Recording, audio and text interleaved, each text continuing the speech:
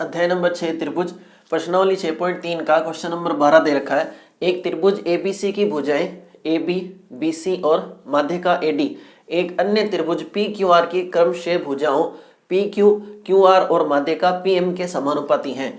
दर्शाइए कि त्रिभुज ABC और PQR समरूप होंगे। देखिए ये बड़े वाले जो त्रिभुज हैं इनको समरूप सिद्ध करना है और कौन सी भुजा किसके समानुपाती है वो देखते हैं।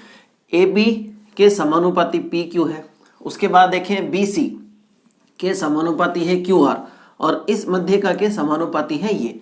ठीक साहब, अब ध्यान दें अपन इस वाले त्रिभुज में बात करें, एक भुजा ये आ गई, दूसरी ये आ गई, एक ये आ गई, दूसरी ये आ गई, तो दो भुजाएं तो समानुपाती हो गई। अगर तीसरी भुजा और दे देता, हालांकि इसने मध्यिका दे दी, ये वाली भुजा दे देता तो फिर त्रिभुज तो वैसे ही समरूप हो जाते हैं। इसने ये दी नहीं, उसके लिए हमें क्या करना पड़ेगा, इन भुजाओं के बीच के कोण यानी इसमें B और इसमें Q इनको बराबर करना पड़ेगा। अब ये कौन से त्रिभुज में आ रहे हैं, इस वाले त्रिभुज में आ रहे हैं। देखें तो सबसे पहले इनको समरूप करना पड़ेगा, यहाँ से B और Q बराबर होंगे और ये BQ इनको समरूप करने के इस्तेमाल में लिए जाएंगे। ठीक साहब, तो सबसे पहले अपन लिखेंगे जो दिया है, हमें दिया है AB समानुपाती है किसके, PQ के, उसके बाद BC बटा QR, उसके बाद AD बटा PM, AD बटा PM ये दिया हुआ है। इसके साथ देखें AD और PM, ज़्यादा से ज़्यादा ये भी लिख लें, AD और PM माध्यिकाएं हैं। कौन है साहब, ये माध्यिकाएं हैं। ठीक साहब, चलें अब लिखते हैं जो हमें सिद्ध करना है। सिद्ध करना है क्या, सिद्ध करना हमें दो त्रिभुजों को समरूप, किनको किनको, त्रिभुज ABC समरूप सिद्ध करना है त्रिभुज PQR। लिखे उत्पत्ति कैसे करना है अभी मैंने आपको बताया है, बस उस चीज को लिखना बाकी है।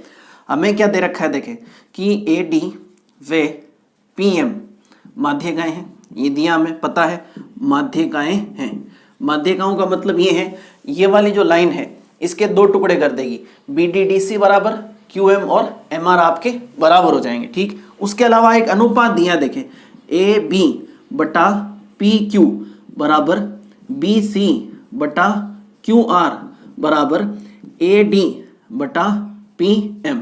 वापस से देखते हैं इनको चित्र में, AB PQ BC और QR फिर AD और PM। देखें इस त्रिभुज में ये दो भुजाएं तो आ गई, इसमें भी आ गई, अब इसको लाना है, इसकी जगह ये लिखा जा सकता है। तो मुझे बताएं ये वाला इसका आधा है या नहीं है, क्योंकि ये मध्य का है। तो अगर ये 4 की थी तो इसने क्या कर दिया, 2 और 2, 2 इस 4 का आधा है, इस 4 का नाम है BC और इस 2 का नाम है BD। तो हम क्या करेंगे, इन वाली भुजाओं का आधा ले लेंगे ये और इसका आधा ले लेंगे ये।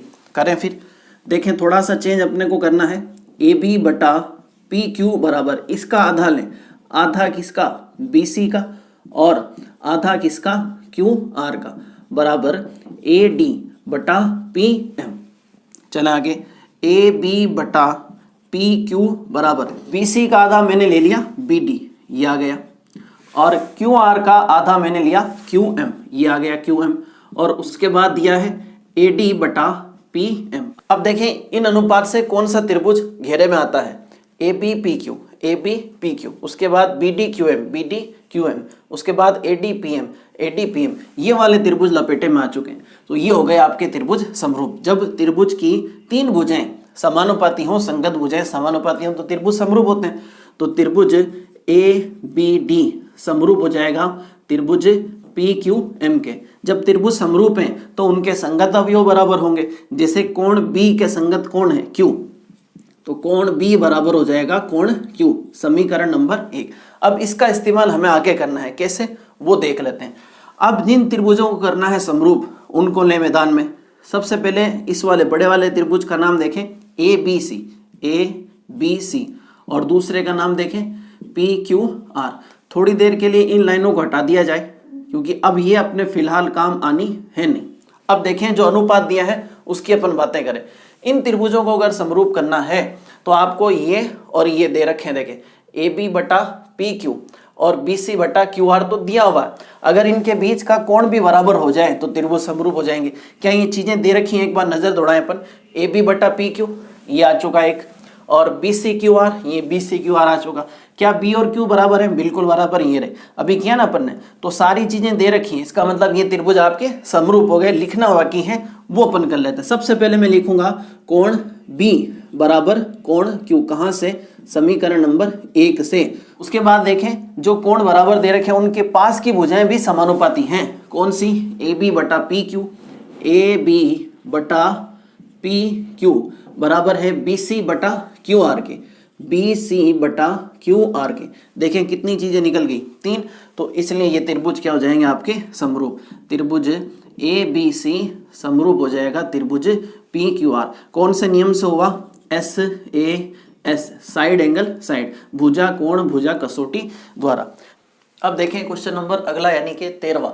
एक त्रिभुज ABC की भुजा BC पर बिंदु D इस प्रकार स्थित है कि कोण ADC और कोण BAC बराबर हो जाते हैं। आपको सिद्ध करना है CA² बराबर CB इंटू CD।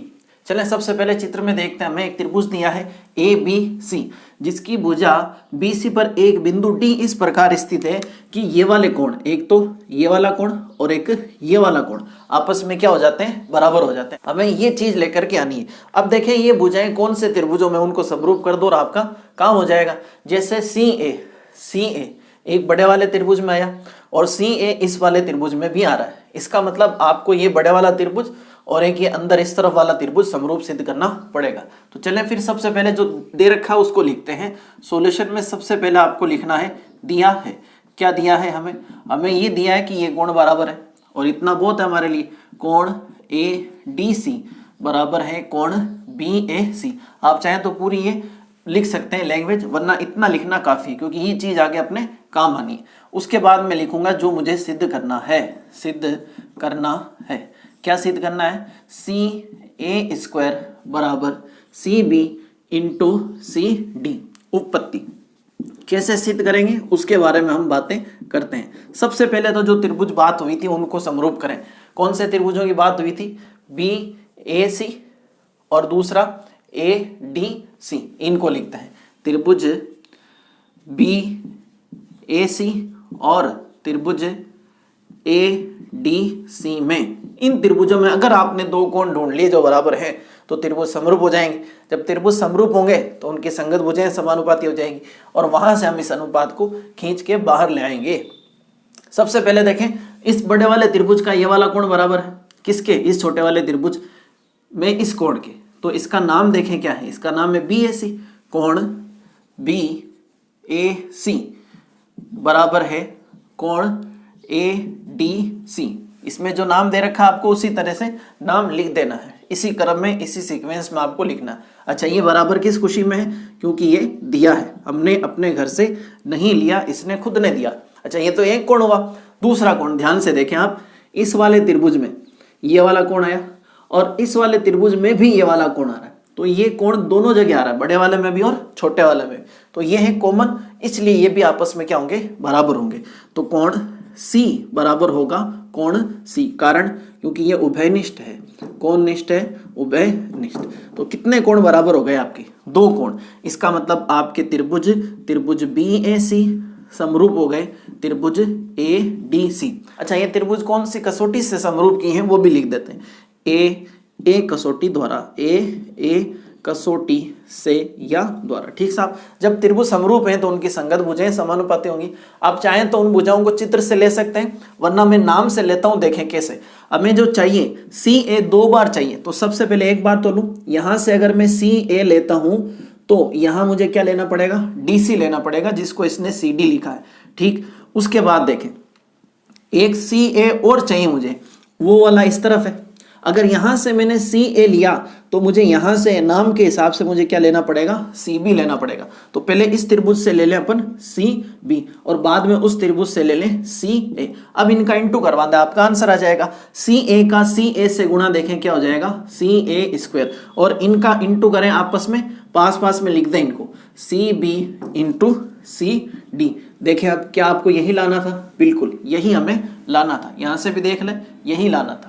तो ये होगा आपके क्वेश्चन नंबर 13। करना कुछ नहीं आपको, एक कोण बराबर दिया, दूसरा कोण उभयनिष्ठ है, त्रिभुज हो गए समरूप, संगत भुजाएं समानुपाती होंगी।